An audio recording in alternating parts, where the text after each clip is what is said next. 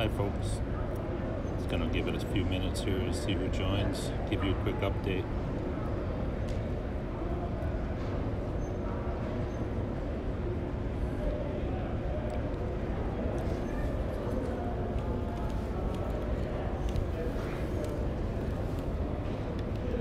Let's see who joins up. We got a couple of people coming in, alright. See if I can get this camera angle. It's kind of funky. I've got a little bit of news regarding the copyright stuff. Just give it a few seconds to see who else jumps in here. Say hi if you're in here. Once we get a few people in, I'll let you in on the information that I've got so far. Hey Jimmy T, what's going on? I'm in the Vegas Convention Center right now. Here, I'll give you a look at what I see in front of me, and that'll give you an idea of what's going on right now with the next session that I'm going in. David Ennis, what's going on, brother? There's Facebook. The big wigs are coming over in a few minutes, so, and YouTube as well. So I've got a session and meeting booked with those guys. So that'll be interesting. Reminds me how hard it is to find Marshall t-shirt for tall people. I don't know. I'm average height. I'm about 5'10", I guess. Yeah, so give it a few seconds here. Hopefully the stream is coming through okay. I'm on Convention Center Wi-Fi, so can you guys hear me? Because I'm using my my earphones as a mic.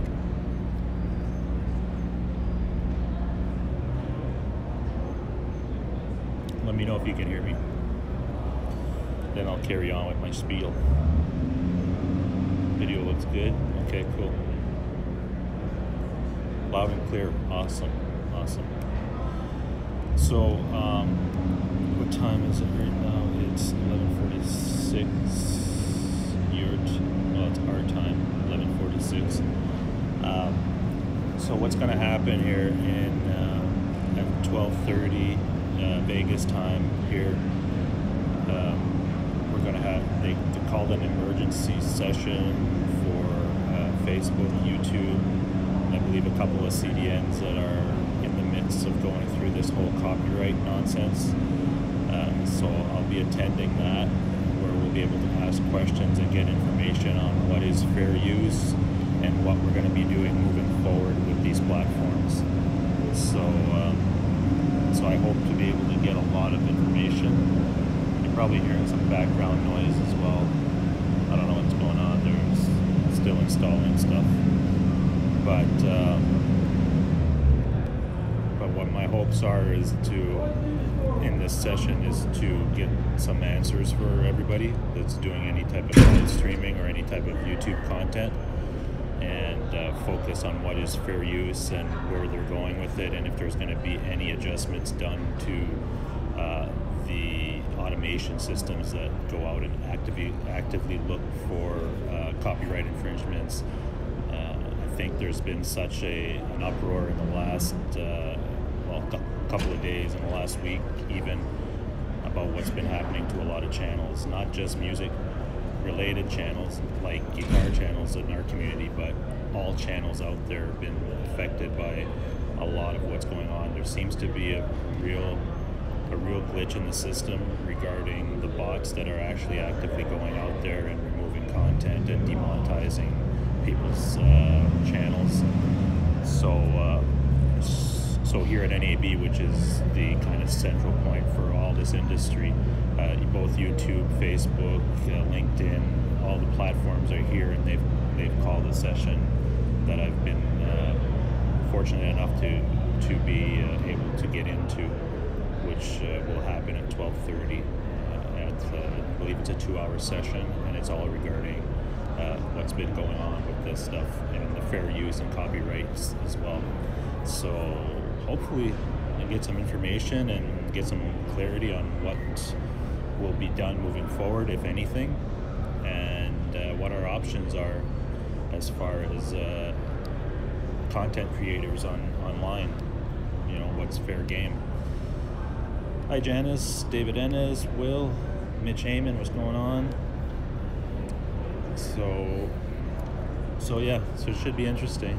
As I'll show you guys again, and right across from me is Facebook headquarters for NAB here.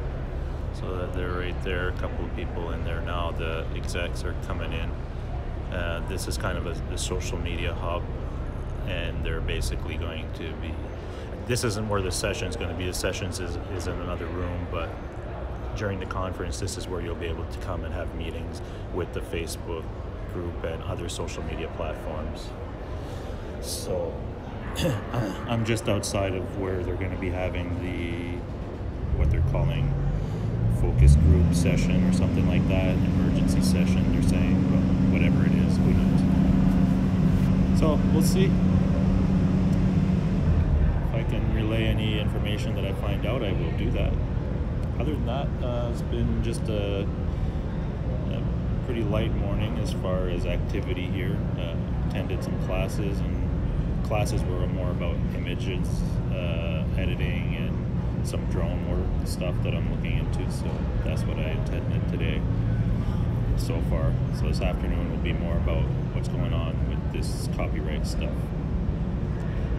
Mitch Heyman, I used to go to Vegas all the time when my parents were alive. Oh really? Okay. That carpet reminds me of Hyperspace Space Odyssey. Well, some of you are probably familiar with the convention center here in Las Vegas. It's a popular spot for a lot of conventions and things. So, as far as the guitar stuff, I haven't got any more news on the R9. Obviously, I know where the one I want is, but I'm not going to be getting that one. But I'm just still waiting for some of my contacts in Canada to get back to me regarding what they found.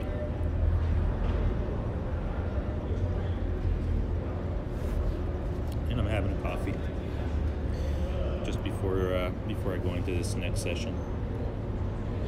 So hopefully you guys are having a good weekend, and weather here is awesome. Obviously, Las Vegas, here in the desert. It's about, well, I don't know what it is in Fahrenheit or whatever, but it's like plus 24 for me, 25. It's pretty awesome. Make me want to get my bike and go ride, but we'll see.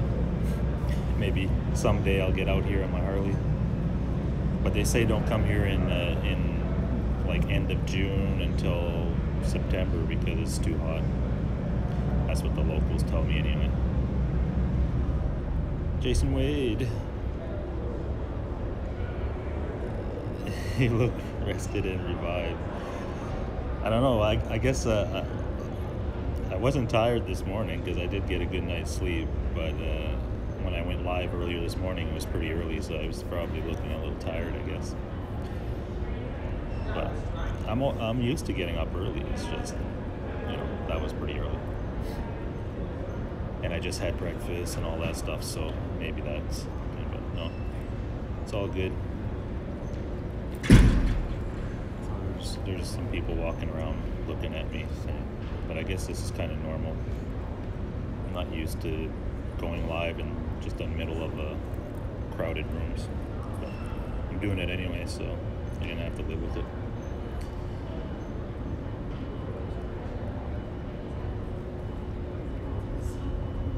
Rocking the AirPods, yeah.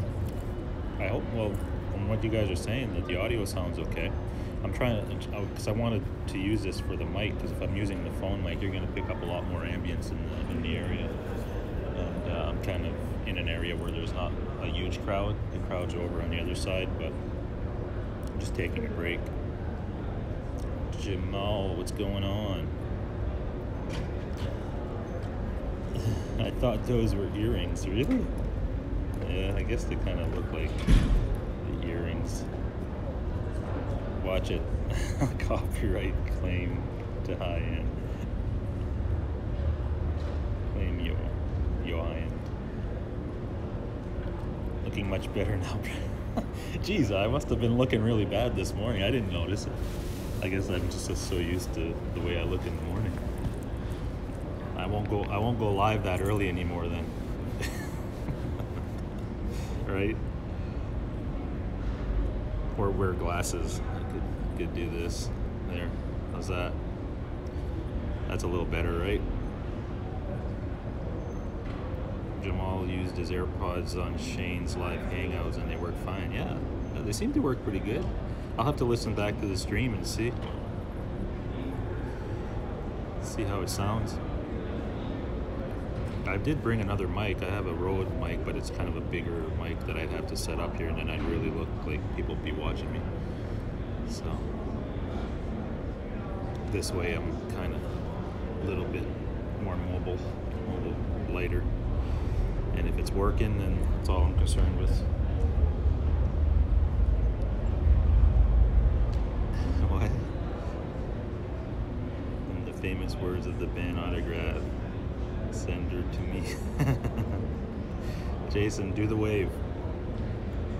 Can you do the wave on this thing? I'm using another app, by the way. Well, I can't go live on YouTube with my phone because I don't have 1,000 subscribers yet. So if you guys aren't subscribed, please subscribe, get me to 1,000. But I found a way around it. I'm using this app called Streamlabs right off the phone, and I connected it to my YouTube channel, and that way I'm able to go live using my phone right to my YouTube channel. So I guess that's a good way around it. There, now I can see the chat a little better.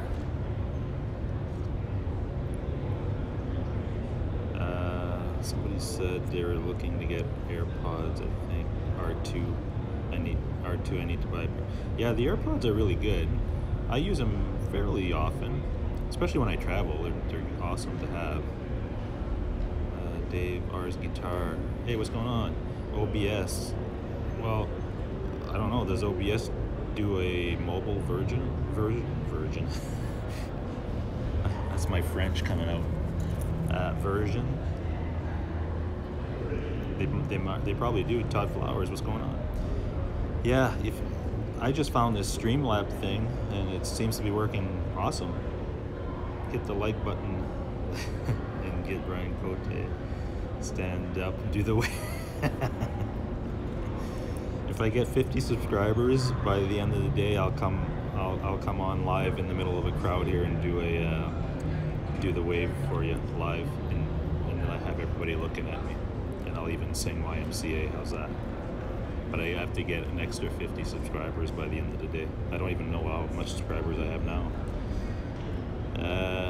Janice says, I downloaded Streamlabs. Do you just use it as usual? Well, you just launched the app, Streamlabs, and then it'll ask you do you want to connect to your YouTube or your Facebook account? And you put in your password and username or whatever, and then it's connected. And then when you hit the go live button, when you open up Streamlabs, you hit go live, it'll say, create event, and you create your event and you just go, and then it shows up on your YouTube channel. That's what I'm doing now, and that's how you guys probably got notifications, I guess. I'm not sure how it came up on your end. Make sure you have pants on. Yeah, I'll do it with no pants if I get to 1,000 by the end of the day. How's that? You guys make that happen? I will do that.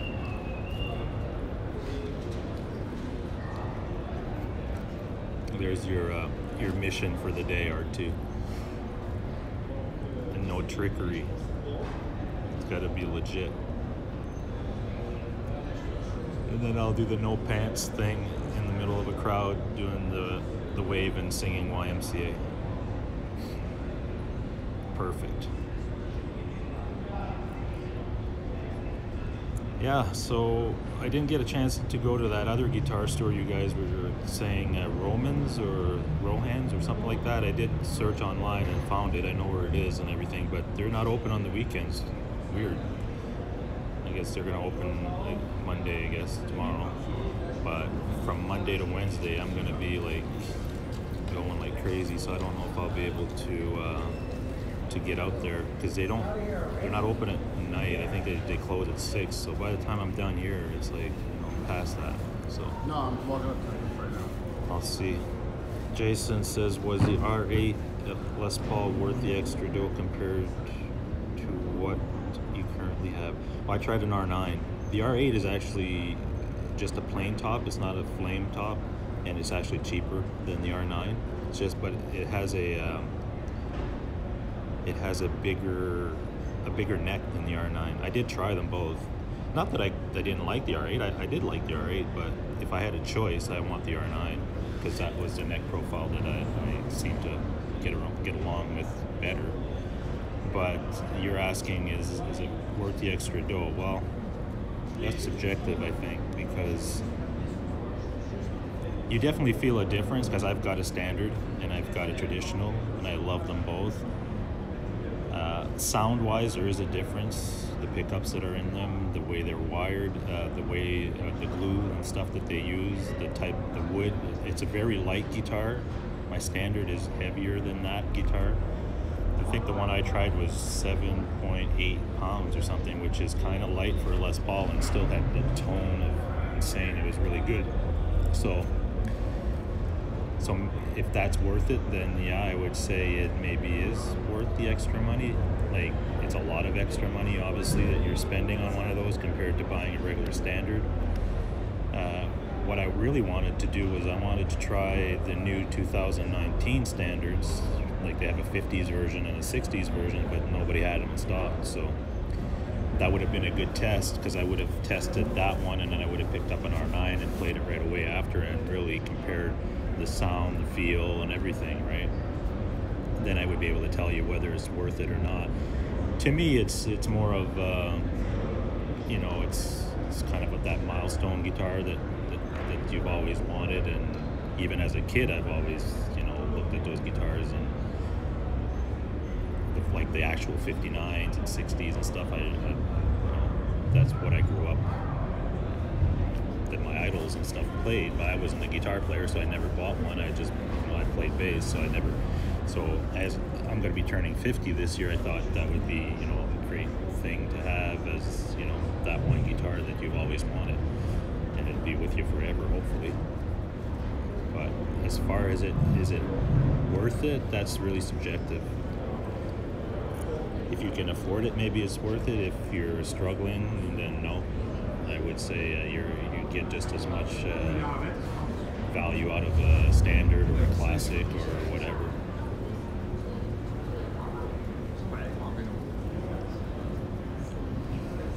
So hopefully that answers your question there, Jason. I think the chat's going by. I'm trying to read the comments as it's going here, but Guitar Pit did a review on it. Yeah, I saw that. I saw the thumbnail. I didn't watch the video. I will watch it later today for sure. He's not an LP guy. Yeah, I wasn't sure if he was going to bond with that guitar. Doesn't seem to be the type that type of guitar, that is really his style. So I don't know.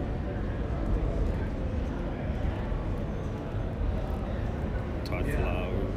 Okay, so that.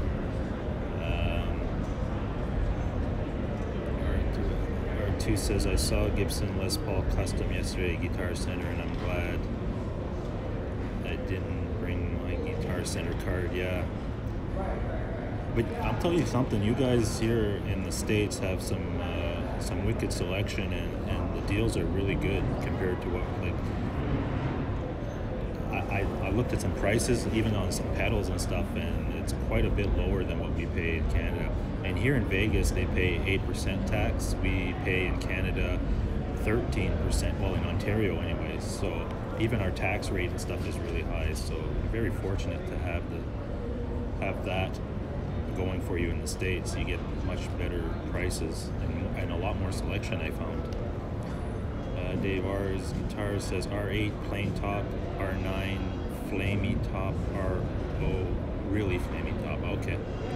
But I did notice that there's a difference in the neck too for the R8 and the R9 and the R0. Obviously the R0 is a 60s slim taper type of neck, which is like what I have in my standard. The R8, not that it felt a whole lot bigger than the R9, but it did. It had I don't know if it was more of a deeper type of curve to it or something.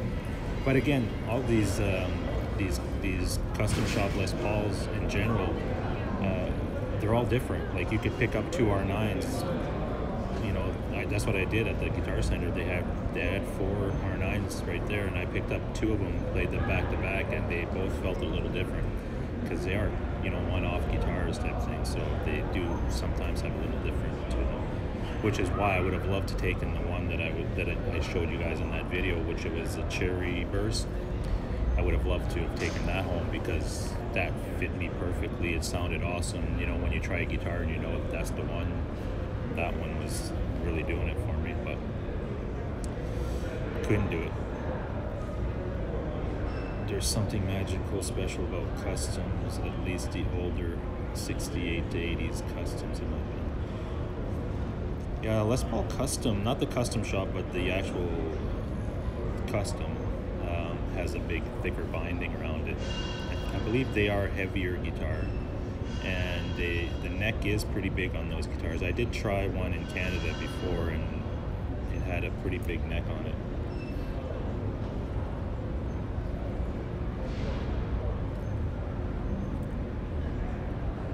What time is it here? 12:05. So yeah, I better get ready, get going to that session. So again, for those who weren't in here when I announced it, YouTube and Facebook and some other platforms are holding it, what they're calling an emergency session regarding fair use copyright, because of all the stuff that's going on in the last week. And we're probably going to get a little bit more information on how things are going to go moving forward, or if there are any changes. And hopefully we'll be able to ask some questions regarding, you know, what's fair use and what's not, and maybe get some explanation on why things like humming a song can get you a copyright strike, right? And that's bots that are going out there and finding these things, and they're just automatically applying a copyright strike or a claim or something. So hopefully I'll be able to get some of those answers. I don't know. We'll see what this session's all about. You had to get in there early to get your name to go into it, because everybody wants to get in there. So Jason Wade's got the same shirt. Looks better on you. It's just a shirt, man. Just a Marshall. I've never had a Marshall shirt. I saw that shirt at the Guitar Center. It was $14. I said, wow, that's awesome. I'm gonna grab this. And I bought a Fender shirt. The Gibson shirts they had there, I already had them, so I was hoping to pick up a new Gibson shirt too, but they didn't have anything new. All right, so guys, I'm gonna head out there. I'm gonna try to get in line for that session right now, and I will let you know as soon as I know anything, if anything is happening that's gonna impact our YouTube channels and stuff moving forward. And yeah, we'll see what happens, right? So have a good day, and I'll probably see you guys online tonight. And yeah. Go play some guitar, boys. I miss playing guitar right now. I haven't played guitar yesterday and today, and I'm not used to that. I usually play a little bit every day. It's kind of driving me nuts. So I should have brought a guitar, but that would have been a big hassle. Ivan Carter, what's going on? Dale Palmer. I'm just about to sign off, boys. So thanks for jumping in, though. You can watch the replay, I suppose, if you want to get the information on what's going on here. All right. I will talk to you soon, and have a good day.